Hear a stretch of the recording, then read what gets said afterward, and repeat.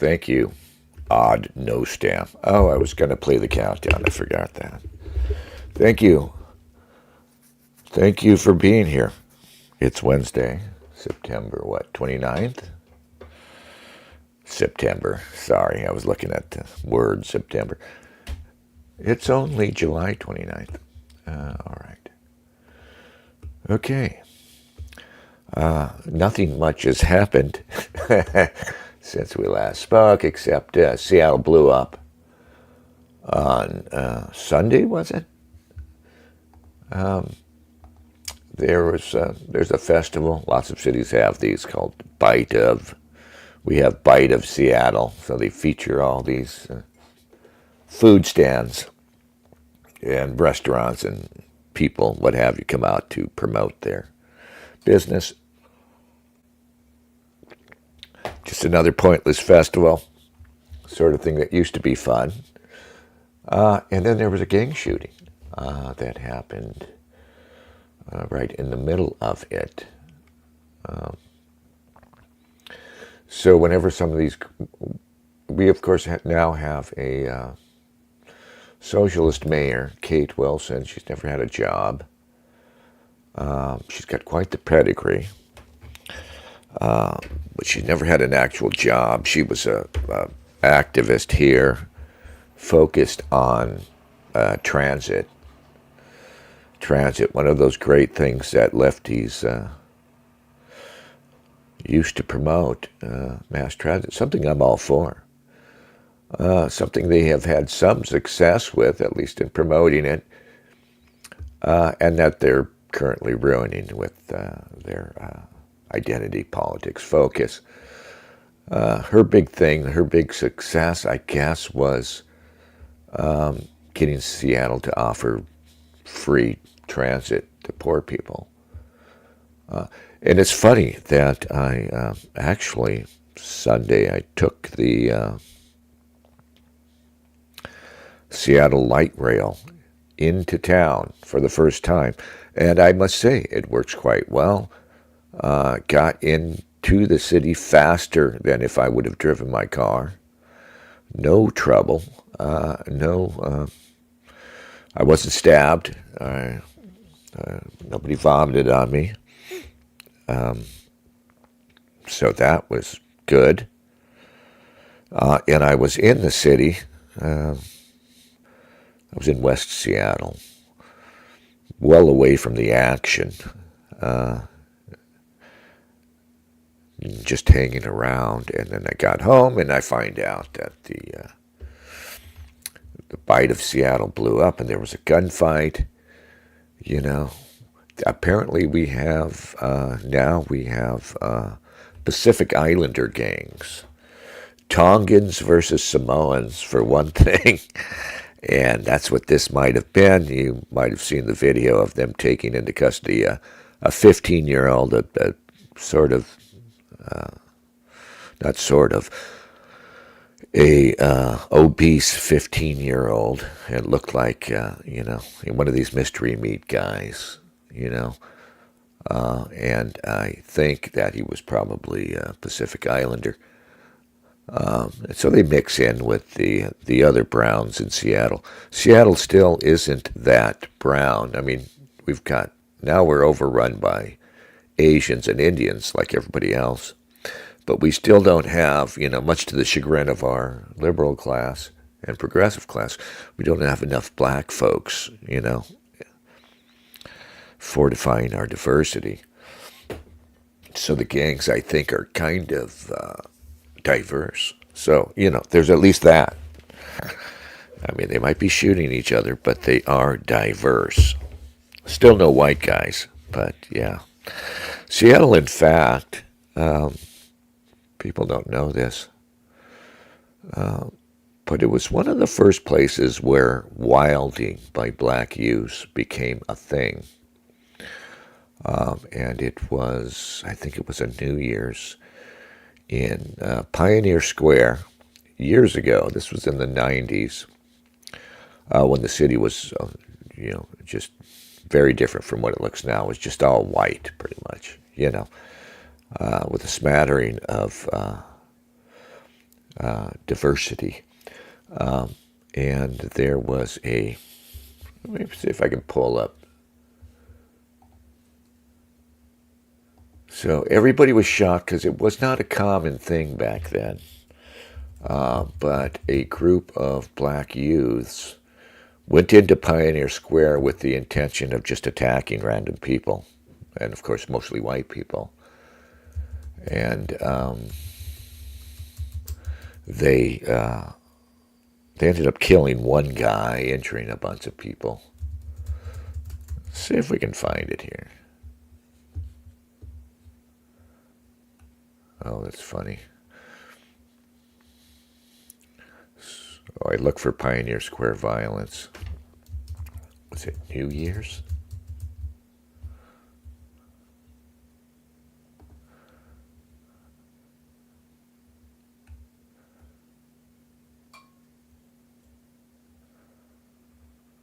Yeah.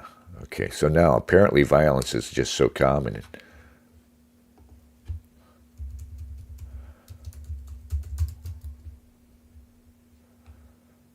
Yeah.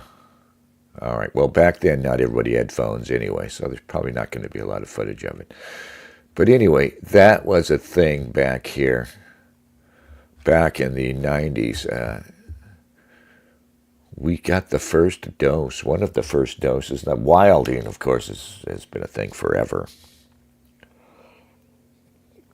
We only started naming it recently when more white people began coming across it. But yeah, that was a thing. I think it was 1990 something, not 99. But yeah, they went out there and they said one more thing.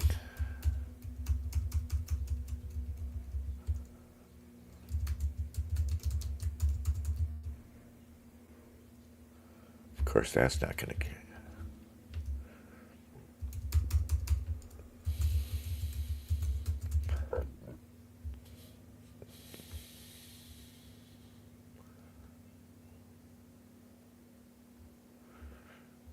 Yeah, sorry, I'm just looking through this, scrolling through this, and apparently Pioneer Square is quite dangerous now. Yeah. And it used to be this cool place where you just went and bar crawled. Yeah, so anyway, we had this shooting, and there was no response from the socialist mayor. For 5 hours, they waited to have a press conference, and they were waiting apparently for one of our congresswomen, Prima Jemiah Paul, is just awful, pageant congresswoman who, just is behind every bad policy that comes down the pike. And the governor, of course, had to come out. So for 5 hours, while people are asking what happened, it ended up 3 injured, 3 dead. One of the dead apparently was a shooter, was the target of the first shooter. He may have fired back, may have hit somebody. They arrested a 15-year-old. Apparently there's another out there. They say they're looking for one more person. One of the injured was a small child. But our police chief, so you just can't have public officials now. Apparently the mayor, I guess they allow the socialist white female mayor, but just virtually every other public official in Seattle is a person of color. So our police chief is, just like in Portland before. When I lived in Portland, what they do is they don't have enough black officers, apparently. And there certainly isn't very much talent there. So they'll go looking across the nation for, what they think is some star, hotshot black candidate. And they'll hire them and bring them in. and they'll fail inevitably. In Seattle, we had some female who had failed in Atlanta, and that's an amazing thing. You can really fail up if you're a black police chief. And so they went to Madison, Wisconsin, of course, and got this guy named Sean Barnes. And so he apparently lives in Chicago, keeps an apartment here, but it appears he spends most of his time in Chicago. He shuttles back and forth, and you can pull that off if you're making $340-some thousand a year, which he does. He makes, it's an insane salary for not doing much. So anyway, he was in town. He wasn't in town. He wasn't in town the last time they had one of these shootings. And of course, somebody asked him about it. You may have already seen this. This is from Seattle News Tonight, Fox 13. And here he is trying to go ghetto on some random reporter. I have been here. The reporter just asked him, of course, why, where you been? Why you out of town? They say you're out of town a lot. Working as hard as I can for this city from the day I got here. Do you got that? But there are reports, you listen but there to are me. reports that you're not in town often. Their reports are wrong. Do you understand? Let's go, man. Let's go. You understand? So when we're... I work. Let's go. Let's go. Let's go. Thank you. All right. So I want to give a... All right. Yeah. And it's funny, that looks like some guy who's just like a streamer. And you can't find his clip. You have to go to some news organization playing the clip for you when this guy is actually the guy who went out there and, and takes the heat from Sean F. Barnes. There he is. Yeah, with a face like that, of course. Of course he's going to be, a great police chief.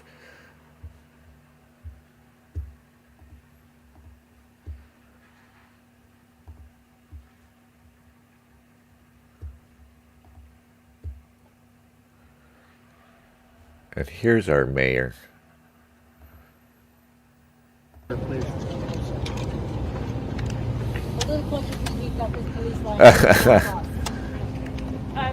evening.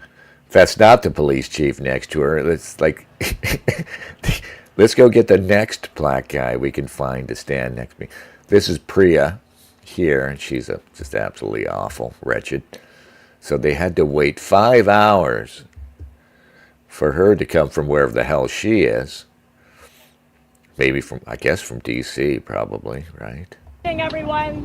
Thank you for your patience as we've been working to make sure that we can provide accurate information. I'm sorry that we're having to gather here tonight under these tragic circumstances. What happened here today at the Seattle Center was an unbelievable tragedy, and a horrific act of violence. My heart right now is with the victims and their families and with everyone in our community who is reeling from what happened here today. We have far too much gun violence in this city and in this country. And we're coming off of a week in Seattle where we've had 3 major incidents of gun violence in just a few days. We have a lot of work to do as a city and as a country to make this better. I get your passion there, but we need to know what happened tonight, please. Yes.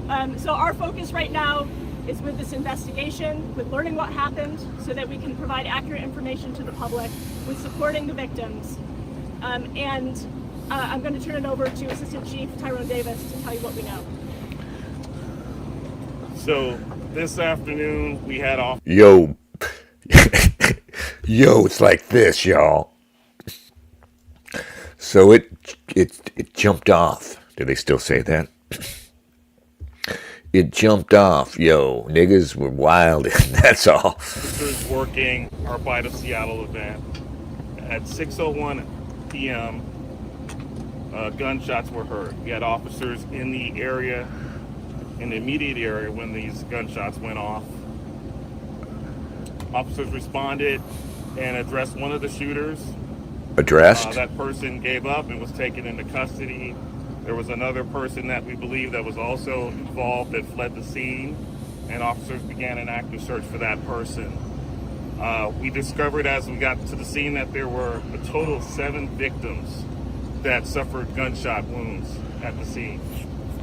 Officers immediately began to perform CPR and first aid on several victims. We had a total of 4 victims that were transported by the Seattle Fire Department to Harborview Medical Center. We had another two more victims that remained on the scene and were unfortunately unable to survive their injuries. So that's a total of 7 victims. We had another victim that later showed up at the University of Washington Medical Center with also a gunshot wound. One of the victims at Harborview Medical Center did not survive their injuries. So now we have a total of 3 fatalities out of those 7 victims. This is a tragedy. I'm really sorry that this happened. The Bite of Seattle is a very positive event. We haven't had any issue in recent years. And, thankfully we had officers on the scene that were brave, went to those shots, and prevented more victims from being injured. This is going to be an ongoing investigation. We're going to be out here for several hours trying to figure out exactly what happened tonight. Right now we believe that we have no outstanding threat to the community. We do have one suspect that is being interviewed. We've recovered 2 guns. It's one thing to note, one of the 4 victims that was taken to the hospital was a toddler.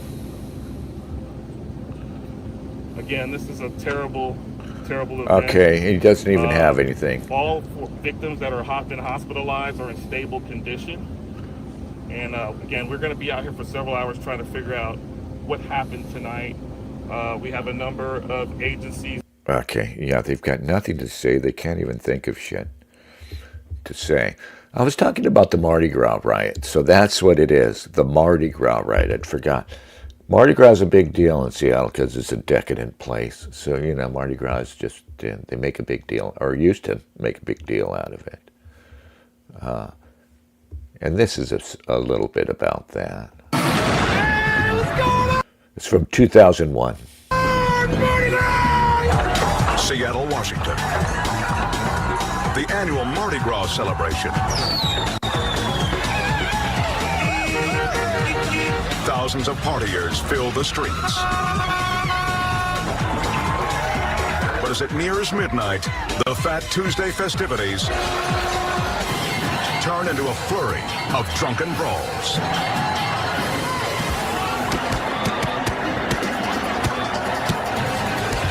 On one sidewalk, cold-blooded thugs savagely attack a helpless girl. It's a vicious assault.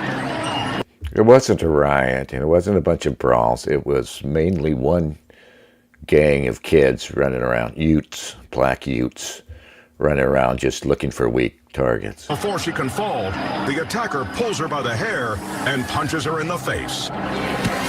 A final gutless kick leaves her unconscious. Yeah, she would later become mayor of Seattle.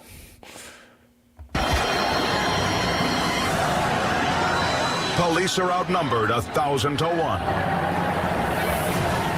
That's when partygoer Chris Shirley steps in, risking his own safety to help others. In this never-before-seen footage, he describes the mayhem. I see 2 women, and they are involved in a pretty brutal attack. Both of the women have each other by the hair, and I felt like it was my duty to step in and do something about it. One of the brawlers takes exception to Chris's involvement.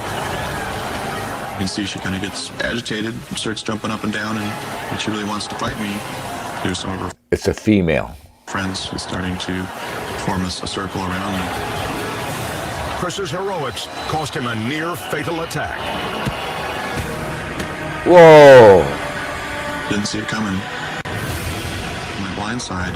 That was the female who knocked him Guy out. just laid out his best punch on me. Another guy Oh, it's a follows guy. suit from behind with the skateboard, Oh, and that pretty much knocked me unconscious. Still out cold, Chris is rescued by onlookers. But before police can quell the riot, the mob mentality reaches epic proportions. In this newly acquired footage, a partier in a yellow coat is confronted by two adversaries. But the moment he goes down, he's swarmed by half a dozen others. some Latinos involved. I didn't know that. They kick him in the head and refuse to let up, even when it's clear he can't fight back.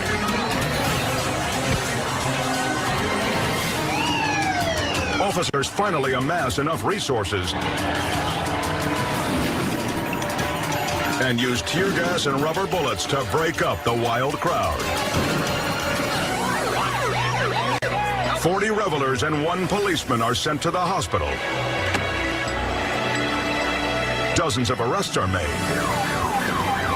including this hoodlum, who attacked another young man the same evening with deadly results. Yeah, the guy with the skateboard whacks a guy who was helping a woman up that they had just decked, hits him on the back of the head with that skateboard, and killed him. I testified against him in the trial, which was a murder trial. He was convicted. Very well could have been me that died that night. It's a Mardi Gras Seattle won't soon forget, when joyful celebration gave way to violent bedlam.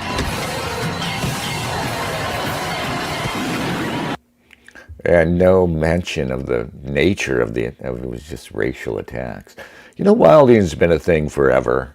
I mean, I can remember being a kid in the 70s. We had this strange experience in Norwalk, right? And we were safely like 2 cities over from Compton. So most of the time you didn't have any trouble, right?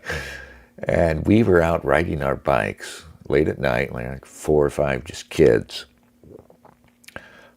Young teenagers, and we were in the San Gabriel River, which is it's not really a river. It's, you know, a flood control channel. It's a concrete channel that floods out when, you know, most of the time it's just this dry trickle through the center of it, and then, you know, when there's heavy rains, it channels the floodwaters to the sea, you know, and there's bike walking lanes on either side of these big concrete banks. We were out late, you know, like midnight, and on our bikes, and we pulled up. We were on the bike trail, and we pulled up to this little park on the other side. It was Downey, or I don't know what city it would have been. But we pull up, and there's the entrance to the park, and we're on the bike trail. And we look across the big field that is the park, and it's such a sight. It's, you know, like midnight, 1 a.m.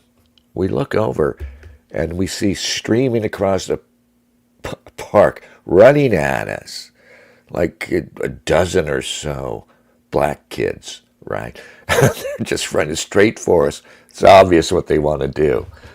And so we just bolted out of there, but it was insane. Yeah, wilding has been a thing forever.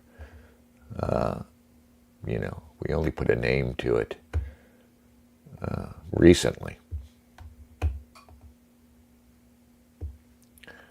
All right.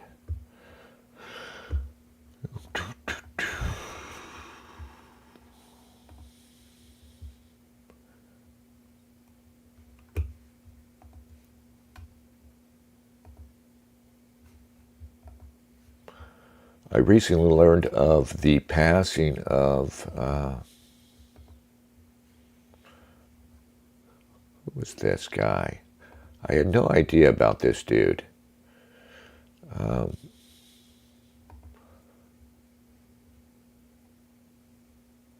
Oliver Tree. So Oliver Tree got killed in a helicopter accident. Somebody mentioned it in comments last week. This guy is, I think he's great. I'd seen something about him because he dresses funny, you know. It's very odd, quirky sort of aesthetic that only makes sense to Gen Z people. Doesn't make sense to boomers like me. But I think his music is amazing. I would have played one, but everything looks like it's copyright protected. Maybe we'll try it. We'll try it.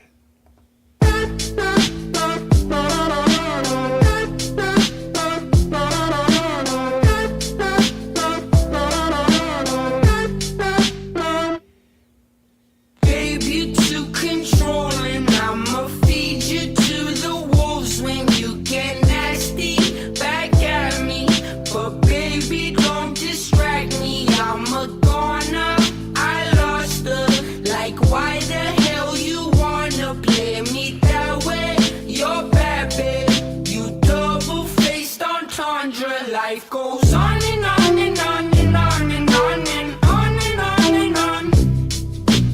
On and on and on and on and on and on and on and on. On and on and on and on and on and on and on and on. On and on and on and on and on and on and on and on. Babe, you best believe it, I'ma rip you up to pieces. I'm a lover, not a fighter, but I light this place on fire. I want it, but baby, at least I'm honest. I get tired of explaining as these seasons keep on changing. Life goes on and on and on and on and on and on and on and on. Yeah, yeah, yeah, yeah. On and on and on and on and on and on and on and on. Yeah, yeah, yeah, yeah. On and on and on and on and on and on and on and on. Yeah, yeah, yeah, yeah. On and on and on and on and on and on and on and on. Yeah, yeah, yeah. Work all day and then I wake up. Work all day and then I wake up. Work all day and then I wake up. Work all day. Yeah, yeah, yeah. Work all day and then I wake up. Work all day and then I wake up. Work all day and then I wake up. Work all day.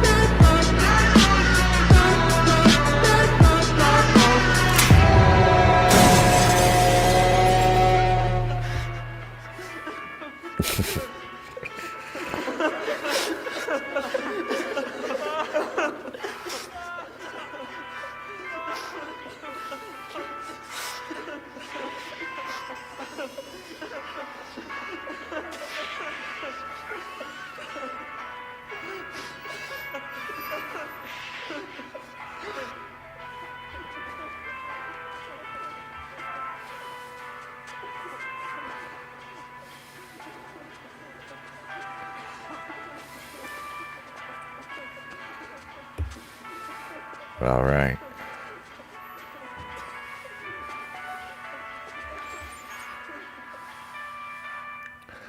Yeah, and ironically, he passed.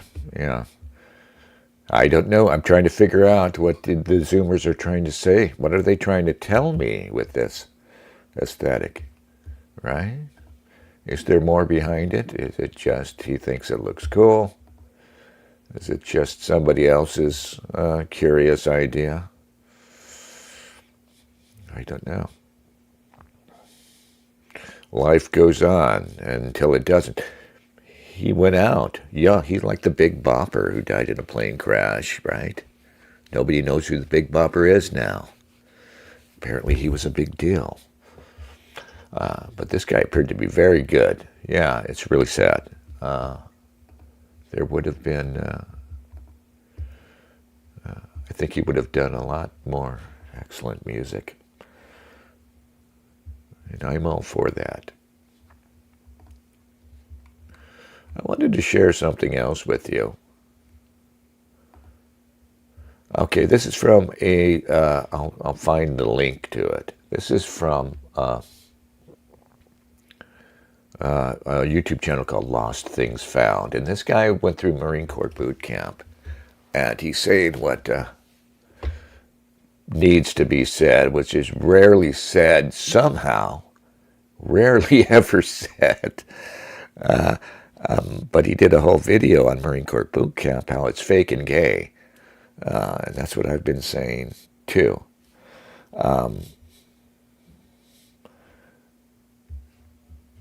And he says here, Marine Corps boot camp is stupid and spiritually depraved. And, you know, because I went through it and I signed up thinking I was basically joining like the Foreign Legion. They were going to toughen me up. It was going to be a life of, you know, between ascetic severity and adventure, right? And it was, of course, nothing like that. Of course, I didn't go into the grunts. But I just see this romanticizing of Marine Corps boot camp and this misconception that it's, you know, more than it is, that it is really this crucible that toughens you up and you leave it different than when you went in. Not really. For one thing, 3 months in an environment, almost any environment, it doesn't really change you, I don't think. You know, it would have to be something genuinely severe. Not this burlesque show. That's what I always say about Marine Corps boot camp. It's a burlesque show. It's this weird, phony, kind of depraved, kind of degenerate atmosphere. And you go in there and you know, it's really all about the yelling. And we really fell in love, you know. People who went through it, people who didn't, fall in love with the idea of the drill instructor yelling at you, you know. But, you know, I've come to believe that the one reason they rely so heavily on the drill instructor shouting at you and that sort of breaking you down idea, doesn't really break you down. It does kind of make you, honestly, it does nothing but it tests your ability to endure humiliation, right? And if there's any practical value to it for the military, it's in making sure and conditioning you to accept humiliation, making sure you're not going to fight back, right? And if you had real fire in you, maybe you wouldn't put up with it. But everybody falls in love with this idea that, oh, yeah, and the Marine Corps,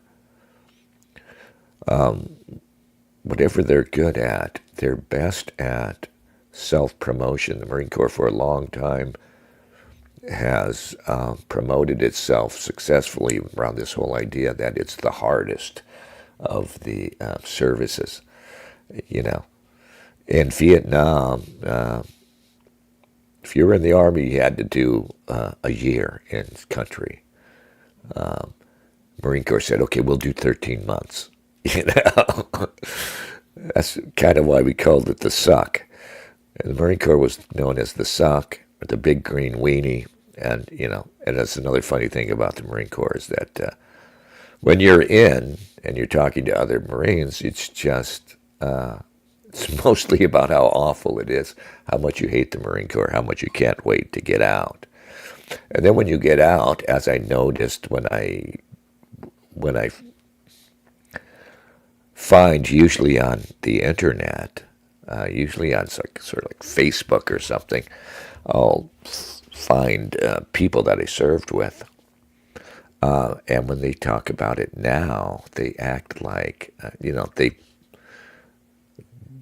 parrot all the bullshit, kitsch about how, oh, it's the Marine Corps, Semper Fi, brother. Once a Marine, always a Marine. It's frankly cringe. But this guy did a great video on just how fake it is. Another thing in the Marine Corps is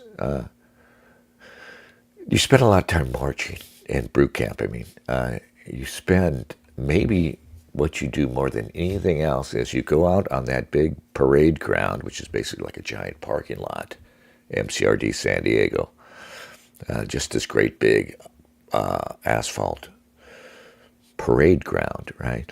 And you go out there and you march over and over again. You drill, right? You march as a platoon and you practice, turning and maybe you practice rifle drill, right? The movements you have to make with the rifle, present arms, etc. And I think the reason why they stress drill so much is because it doesn't really cost anything.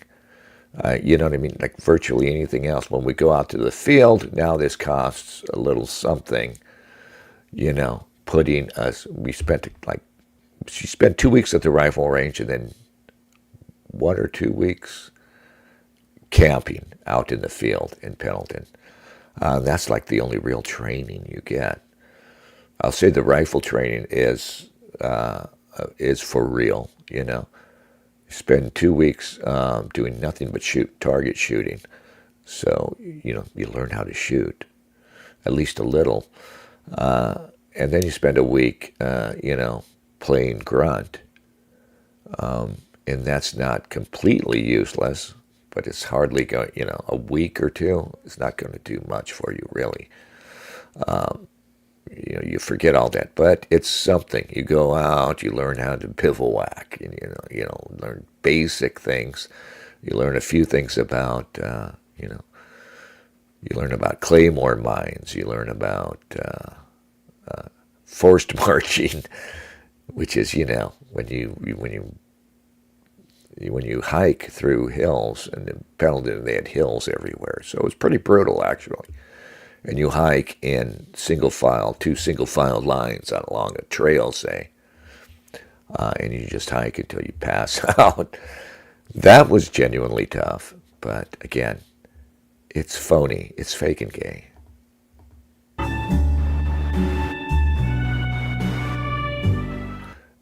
It's funny because I watched this and I remember shit that I had forgotten, like this. Most of the stuff he shows here is stuff they've been doing for years and years, these little humiliation rituals. Marine Corps boot camp is probably the most degrading experience available to a person who does not plan on going to prison.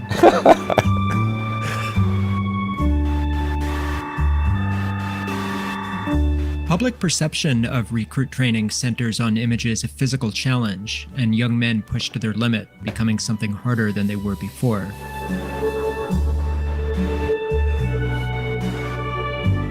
The Marine Corps spends a great deal of money on advertising to maintain this perception. It is an appealing image and one that flatters everyone involved. Those who have experienced it get to present themselves as having endured an almost superhuman trial, while the institution gets to portray itself as a proving ground for exceptional warriors. Most Marines are happy to leave this impression in place because it reflects well on us. This is all so very true. I was saying it's kind of bullshit. And it relies heavily on the fact that it's remarkable how few of us will leave. And I'm not trying to shit on it. You know what I mean? I'm definitely not trying to shit on it. But it's remarkable how many of us went through it. We know this, and we got to know it. That it's kind of fake, and it's a puffed up image, to say the least. But we'll just go along with it. Like for years, I've always been a little embarrassed if I tell somebody, oh, I was in the Marine Corps. If they weren't in, they assume you're like a commando or something. They have no idea that I'm no tougher than when I went in, if anything, it might have lessened my genuine toughness. Some other better experience might have, toughened me up, if you can genuinely toughen a person up. I think the only toughening up that happens to anybody is the kind of thing, a lifetime, the kind of thing that you endure for years. The reality is not as exciting, and also considerably more stupid.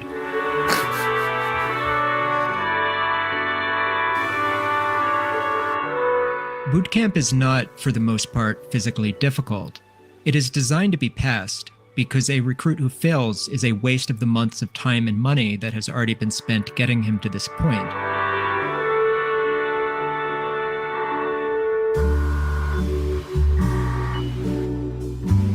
And so the bar is set at a level that an average person of below average determination will eventually graduate.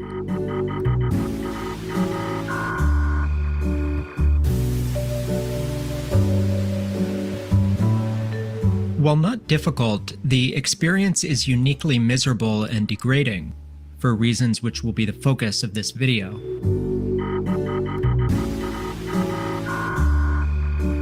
I went through recruit training in 2014, and while some of what I describe may have since been reformed, renamed, or quietly discontinued, I doubt the essential character of the experience has changed much.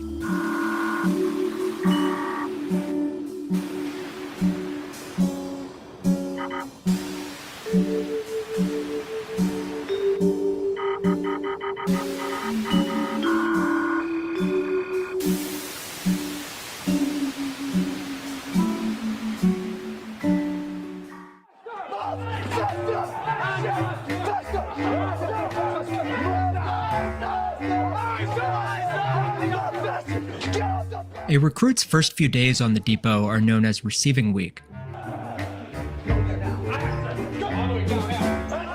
There is no training during this period, and it mostly consists of standing still while being yelled at.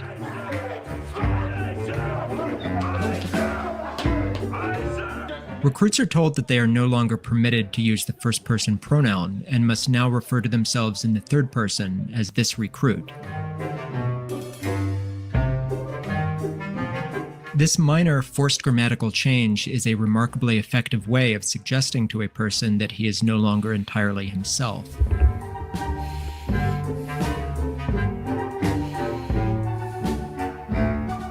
Even his call home is not really his own. A recruit lines up to make a brief phone call to his family to tell them that he has arrived alive. The words he is allowed to say are printed on a script posted on the wall, which is read aloud like a hostage statement. Now, we didn't do this. I don't remember getting a phone call. I think we might have got phone calls at some point, but we didn't do this. Yeah. But yeah, that thing about pronouns, right? The Marine Corps was on to pronouns long before the wokesters. You can't say I, you can't say you, definitely can't say, you can't refer to a drill instructor as you. It has to be the drill instructor, or if it's an officer, the commanding officer, the whatever his role was. And that is pretty effective psychological conditioning. Again, the only really effective part of it, and again, these effects are not going to last because it's 3 months, and by the second month you realize it's a game. You're playing a game, and it gets really easier, even though, fundamentally the harder parts of training are, it's 3 months, I think, maybe a week shy of 3 months. The last two are where you do, like you said, the harder stuff, like the rifle range and out in the field, whatever you're doing, and the drill gets harder, everything gets a little harder. But the whole experience is much easier, because the hard part is the first couple of weeks when you're going through this weird psychological cult-like breaking down of your character, and they would do things that I found out later. They would do things that he shows it in here, that I later found out were just standard humiliation rituals that were quite effective at breaking your spirit. I think they're pretty good at the breaking you down, but the building you back up doesn't really happen. Maybe if you're a grunt, and then you go to grunt school. If you're a combat Marine, well, you're like anybody who's had to go to combat. You have that experience, and that's what makes you. That's what transforms you to the extent it does. But it's not anything special to the Marine Corps. And certainly for years now, for Americans, the people we fight are going through much more than we are. You know what I mean? As hard as it is for some jarhead who has to go to Afghanistan, the Taliban on their side, they're out there fighting in flip-flops with limited weapons and no air cover.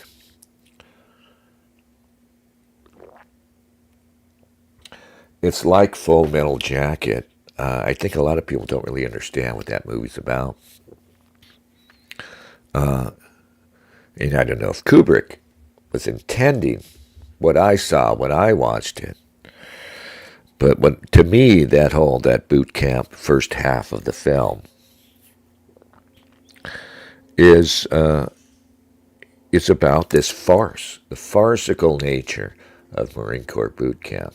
How it can't really prepare you for war. It can only prepare you for taking orders, really. That's what the breaking down of individuality is about. That's what all the shit with pronouns and all the screaming and everything else is about getting you ready to serve, getting you ready to march in a column and pick up a rifle and not run away, even though you're scared shitless, or maybe most importantly, not shoot your lieutenant in the head because he's a bastard. That movie, like the book, the best parts of the movie, the best lines in that movie, even though Kubrick kind of fucked over Gustav Hasford, the guy who wrote the source book. It's called The Short Timers. It's this odd book. It's kind of half stream of consciousness about his experiences in boot camp and in Vietnam.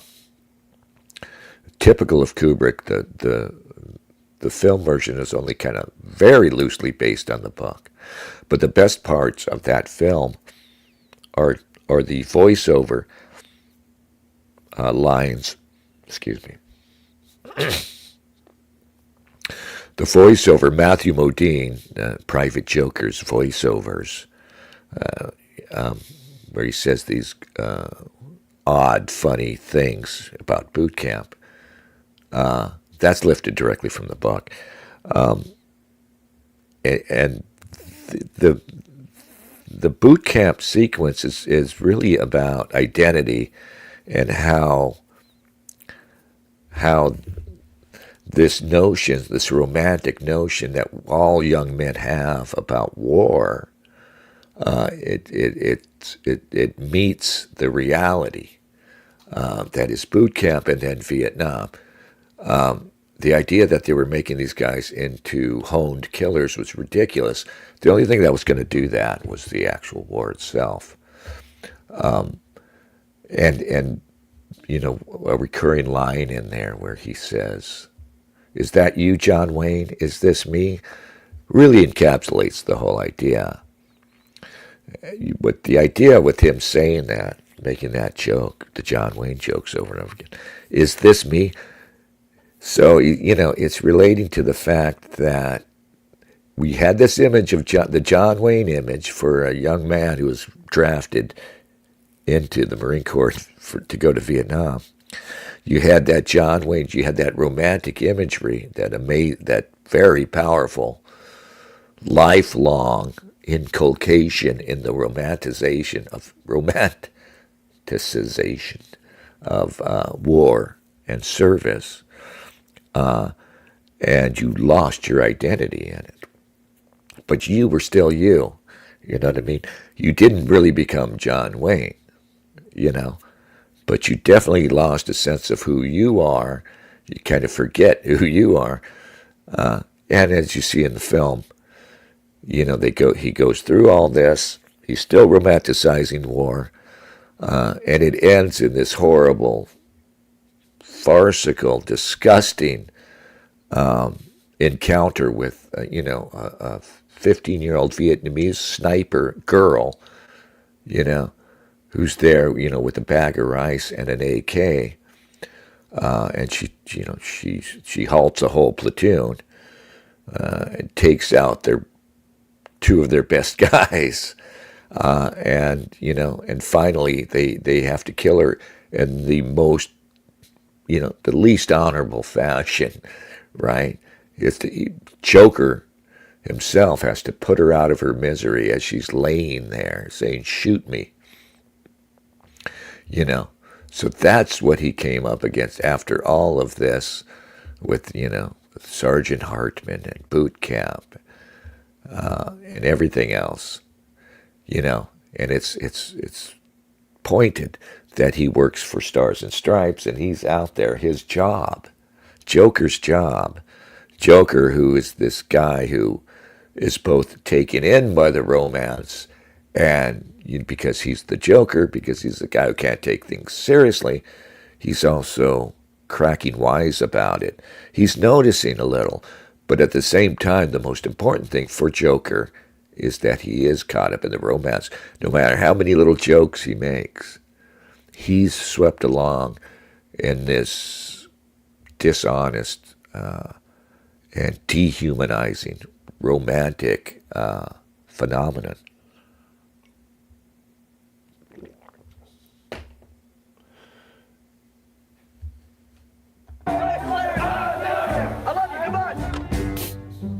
The processing is tedious and bureaucratic, broken up by brief displays of institutional violence, the first of which is often a recruit's first haircut. Recruits are shaved bald in a matter of seconds by civilian barbers working in an assembly line. The clippers are run over the scalp with little attention to what is on it, and a recruit with a mole or skin tag will usually have it taken off by the blades along with the hair. It is not uncommon to see recruits with blood pouring down their faces as they are waved away by disinterested barbers working at speed. Over the following days, recruits will spend... Yeah, that first night is maybe the most psychologically stressful part of it, because they do that, so you're still in your civvies, you go and you get shorn, right? And I couldn't recognize guys, right? So I had taken the train down with one other guy.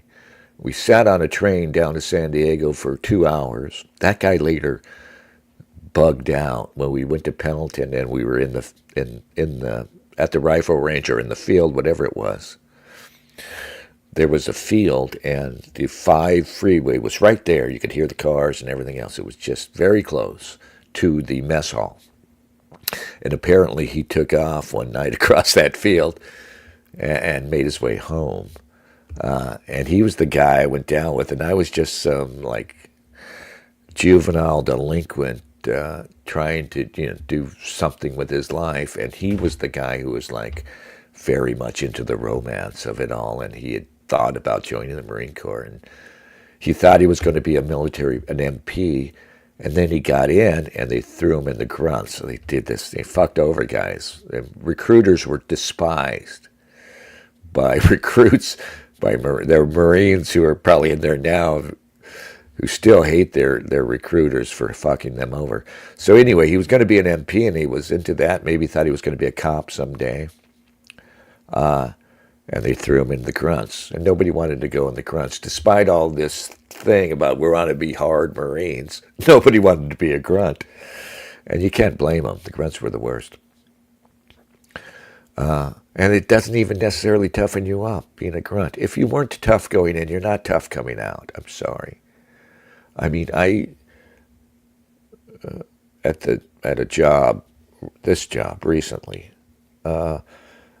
there was an ex-Marine grunt who came in, and we're training him on how to do his job. I don't want to give away what I do too much, but there were more difficult aspects to the job, and there were things you have to do that are disagreeable and difficult and hard, tough. And this ex-grunt was the softest fucking guy. Like any working with chemicals, even any working with difficult, physically demanding things. He was, he was a sick bay commando. That's what they used to call him in the service. He was a guy who he was already getting medical waivers. He was in training. He had been there a few months, and he was getting medical waivers. So he didn't have to work with this or that chemical because he's having a reaction to it, or he thinks, And he was always complaining, and he was always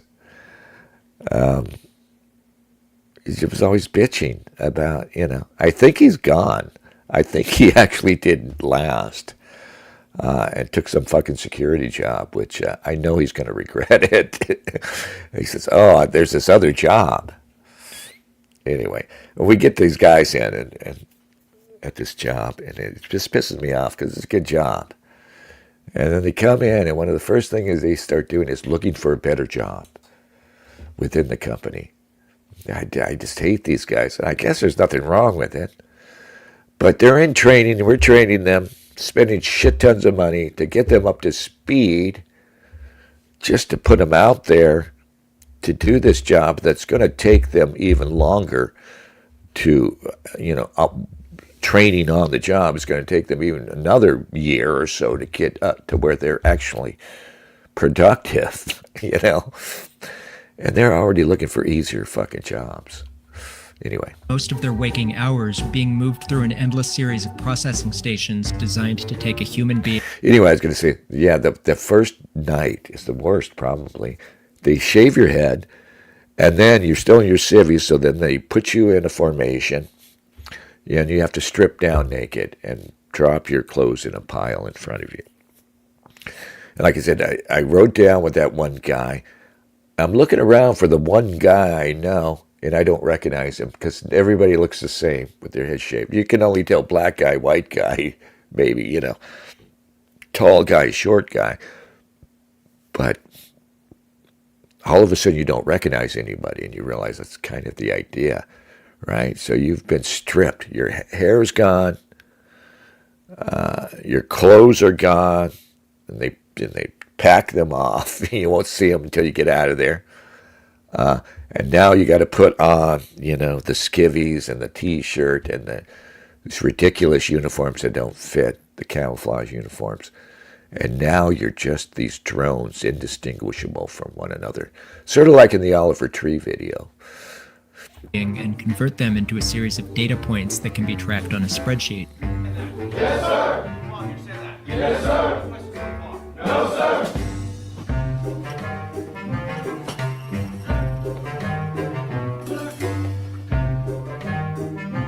They will be sized and fitted for their uniforms, issued gear, and be given various medical and dental exams and vaccinations.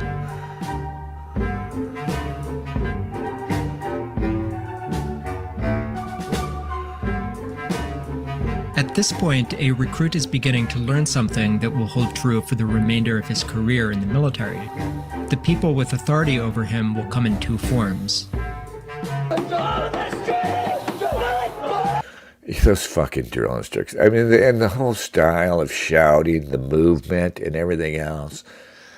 I don't know why people are so impressed by that shit. It's so fucking fake, And you have two types of drill instructors, too. You have guys who, it's just a question of what they look like and the voice.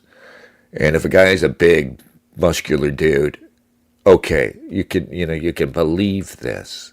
But there's also the other kind, the guy who, he's in the uniform, he doesn't look doesn't like much, right? And maybe he doesn't really have a good voice for this. And again, and then you realize it's fake, you know. And the worst ones, of course, are these drill instructors who aren't really that tough. And they're in there and they have to pretend. The first are the military personnel, mainly drill instructors, who are selected from a... Yeah, it gets so ridiculous when they're doing this. And there's lessons. I mean, they can't do this through the whole fucking 3 months, right? That's one reason why it gets easier in the second, third month, even though you're doing harder things. Because, you know, they can't just be, I mean, they're still awful to you. But, you know, they don't do this business. The first couple of days, they did a lot of this. There will be 2 guys yelling in your ear, right? Again, it's all about making sure you're not going to hit some. I really think it's really about making sure you're not going to haul off and deck somebody, right? Among the most capable Marines available, and are bound by an extensive list of rules about what they may and may not do to a recruit.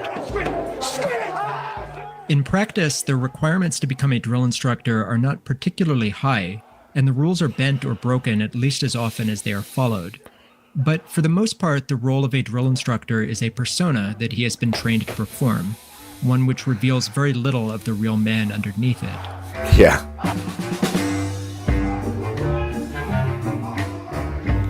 Typically, he is a sincere professional who... Yeah, they're just lifers. We used to talk about lifers derogatorily. I was in the air wing, so, you know, we weren't like grunts, but I think grunts were probably worse because they had it harder, and so their attitudes against it all. Some of the grunts had the worst attitudes of anyone.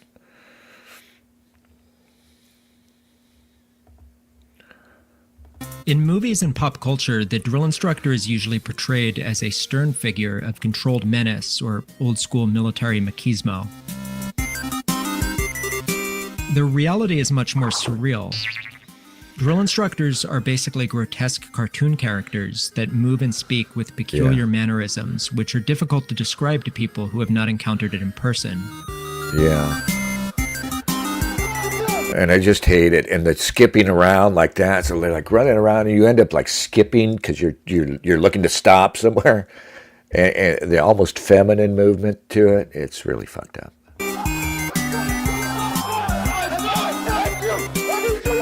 That, you know, and they obviously fake, and he's going to talk here about how their voices give out, so they're all, these hoarse-voiced, they're all falling apart as they do this. Has been destroyed from months of sustained screaming.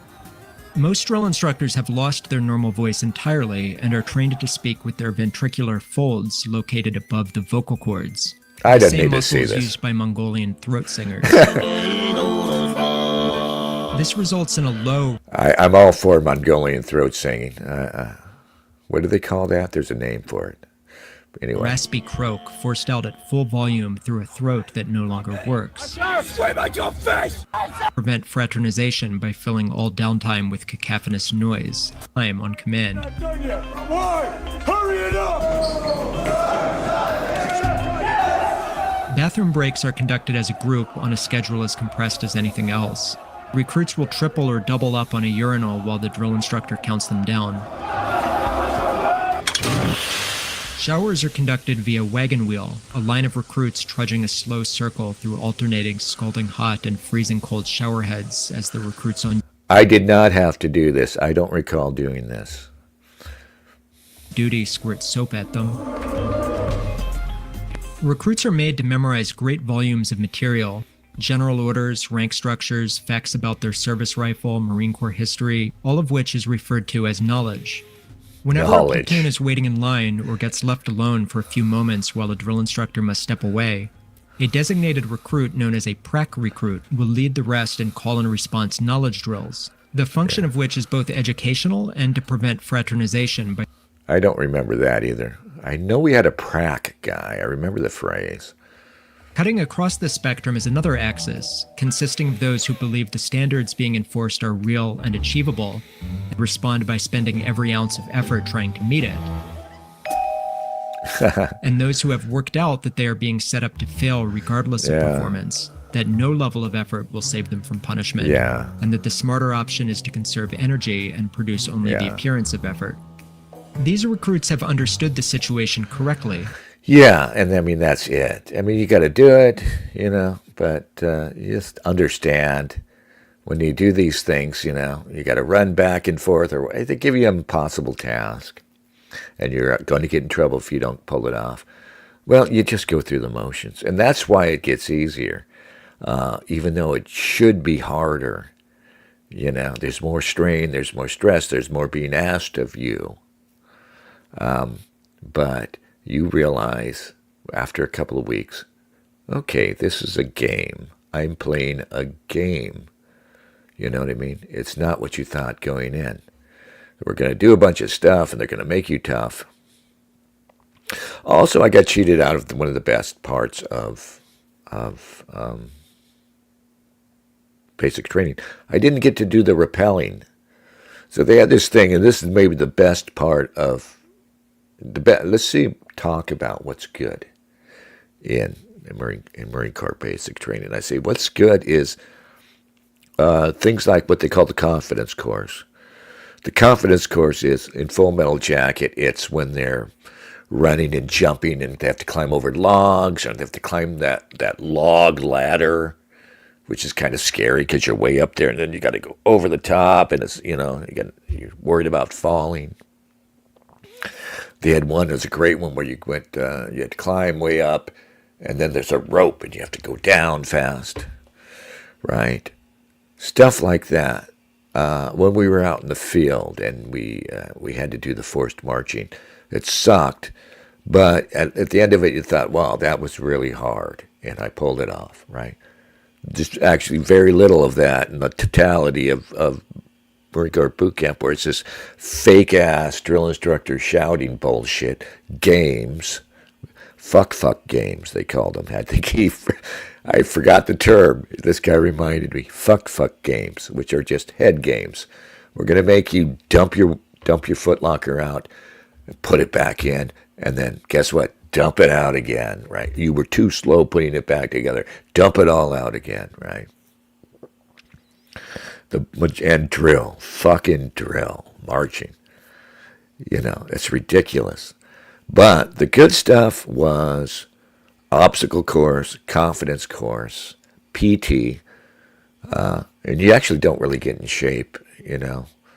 I was kind of in shape when I went in, and I came out kind of fattened up because I was finally eating a lot. You know, you eat 3 squares, and the food fattens you up. So there's that. But there was a good aspect, positive aspect I felt when I did things like the confidence course, obstacle course, like I said, the rifle range, because I thought, okay, I'm doing things. I'm doing things that are not that easy, but really anybody can do it unless you're obese. You can do the fucking courses. And I was a lousy shot. I still am not a very good fucking marksman. But at least you had the idea that you did something a little difficult and you achieved it, you know. But it's just so little, you know. For 3 months, it could have been, you know, 2 weeks. It could have done I could have squeezed all the good part into 2 weeks. The genuinely difficult and rewarding and self-improving aspect of it, you can do it in a couple of weeks. Of course, it's got nothing to do with self-improvement again. It's really got to do with self-destruction again. You know, we want to make sure that you're not going to have too much of your own ideas if you should be sent to war. But this is dangerous. Which I don't disdain. I think it's necessary. It's just not, it's not what we make it out to be. Because the drill instructors are expert at spotting recruits who are phoning it in, and their attention, once drawn, does not go away.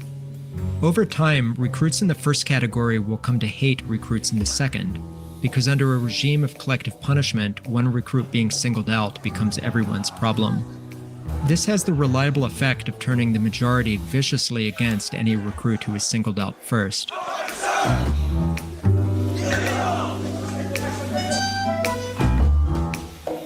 In my platoon, this recruit was me.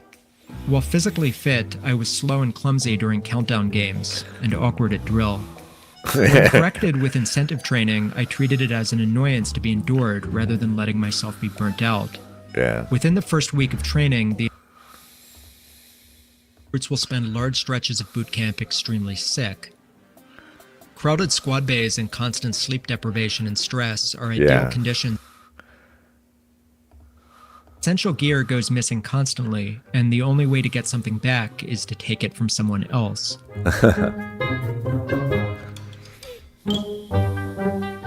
Theft is constant, both between individual recruits, but also between platoons.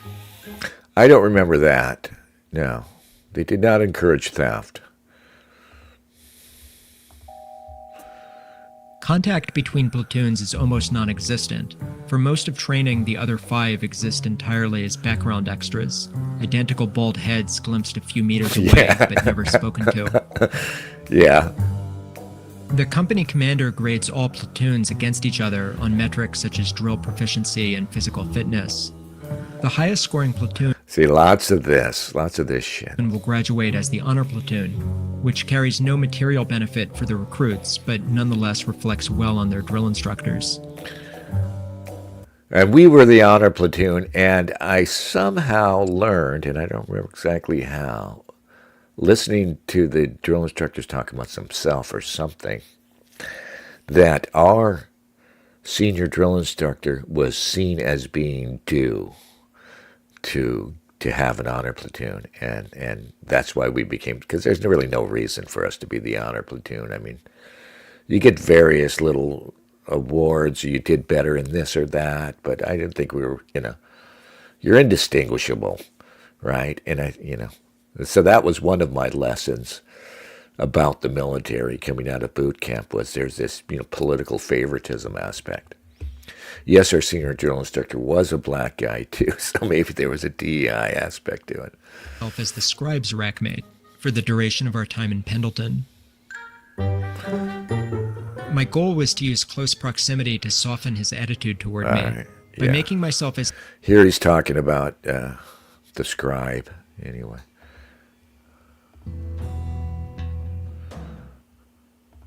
But also arrogant and spiteful, and it soon became very clear to me why his platoon loathed him so much. Still, he was interesting to talk to. The of target is guesswork, and this was fun. This recruit instructor stared me down for a while, and then dismissed me with a stern reminder to be more careful what I said around people from now on. Before I left, he called me back. You will meet while the others marched 500 yards down range to work in the pits. Yeah. Where they Now, I actually liked working in the pits.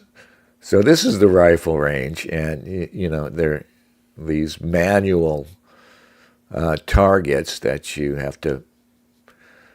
work in a trench out, safely in a trench, and they're shooting at the targets that are over your head, and you run them up on these racks. The guy takes a shot, you pull it down, and then you look for the hole, and we'd put this white pasty or whatever they called it in the hole, run it back up. Down range, they would see where they landed, right? And as he says here, it's a lot of guesswork. It's not really exact. But I actually had a lot of fun working in the pits, because you're just there, and there's no drill instructors fucking with you, and it's just all you guys are down there doing this job, and you're kind of, it's kind of loose, and it's fun, We'll spend the next 5 to 6 hours raising and lowering targets, marking hits, and repairing damage in between volleys. Work in the pits is chaotic and miserable. It is hot. Bullets whiz a few feet over your head continuously. And the sliding frames used to raise and lower the targets are cumbersome and get stuck often. The targets are old and in a state of near total deterioration. Telling a miss from a hit on a shredded area of target is guesswork, and generally a recruit's score will be a complete fiction. Whether he passes or fails will come down to how charitable the recruit responsible for his target was feeling on that day. The traits that this crew believes he learned in the pit is honesty and integrity, sir. And guesswork, yeah. I don't think it was all that bad. You know, those targets looked awful. Our targets weren't in that bad of shape. You could usually find the hit. You know, and they were definitely, if you were a good marksman, you got the expert badge. This recruit was instructed but does not remember, sir. Not wanting to overrule the punishment of another drill instructor, he shrugged and told us to carry on.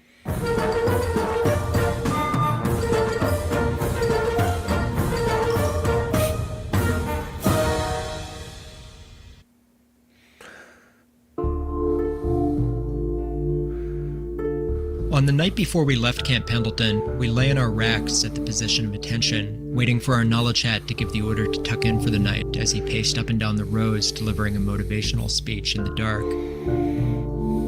He told us that upon our return to San Diego, we'd be Phase 3 recruits well on our way to being Marines, and that in the next morning we would clean the squad base spotless before leaving. A Marine, he said, always leaves things in better condition than when he found it. Unless it's a Vietnamese village. And unless better condition means burned to the ground. But yeah. From my bed, I called out into the dark. Except Iraq, sir. At this time, the country was still in the middle of a bloody civil war following the withdrawal of U.S. forces. Everything went completely still. I remember laying there realizing I had fucked up badly and just cost the entire platoon a night of sleep. After what felt like an eternity, the drill instructor scoffed. Yeah, he reminisced. We fucked them up real good.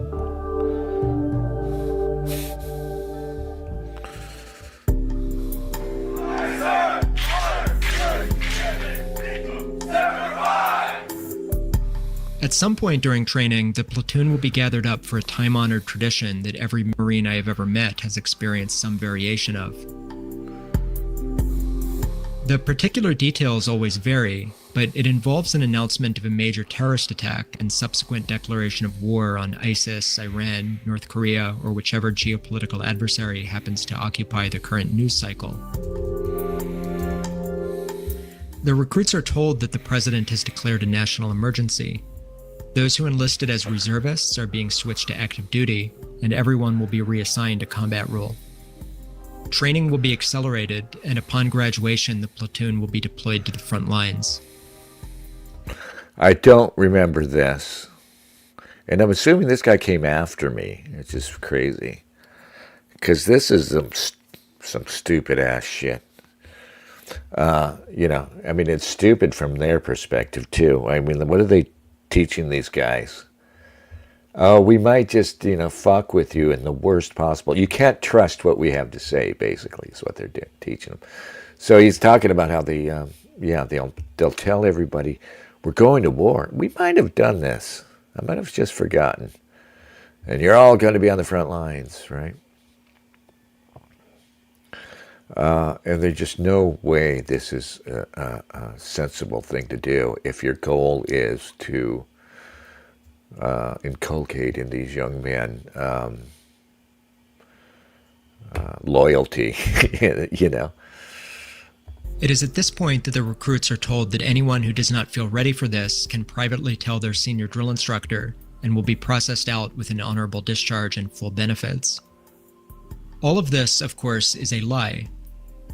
And any recruit who expects in good faith that the institution hold the terms of the enlistment contract it signed with him will be exposed to the platoon and shamed mercilessly as a coward who lacks the Marine Corps' 3 core values of honor, courage, and commitment.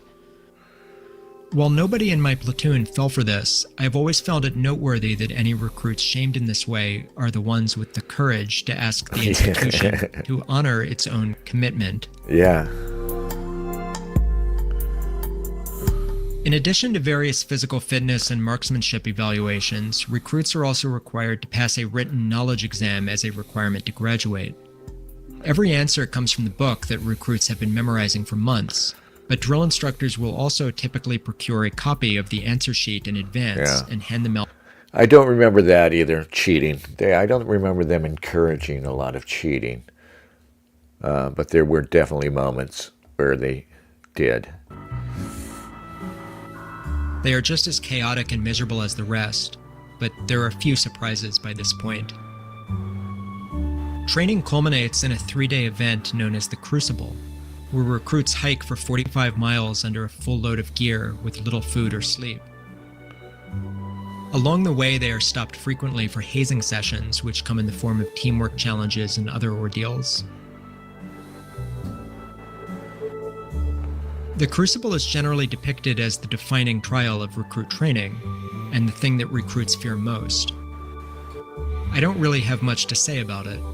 It sucks, but time goes by quickly. Yeah. After a final hike to the top of a mountain, recruits are given the title of Marine in a small ceremony.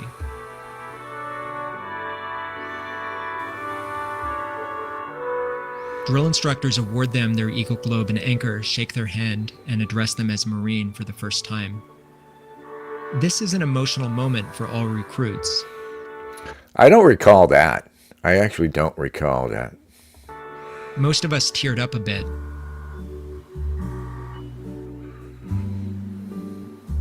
A row ahead of me, I watched our knowledge hat drop recruit Green's EGA in the dirt, while muttering that he hopes he gets blown up by an IED.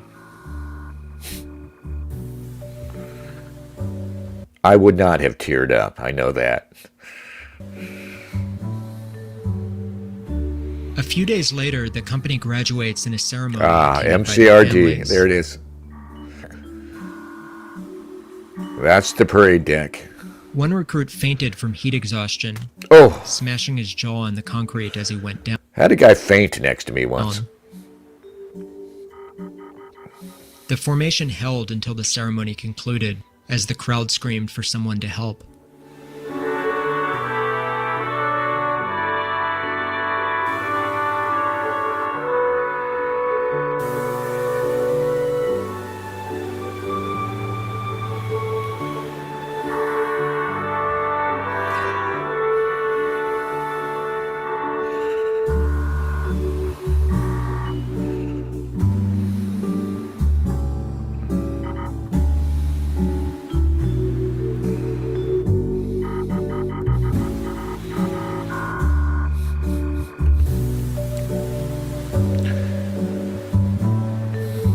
This actually moves me. Yeah. Very well done. Lost Things Found. Give him a follow, would you? Me, I've got to get out of here. I'm sorry that wasn't much of a stream. We'll do better next time. Thank you, and have a good time.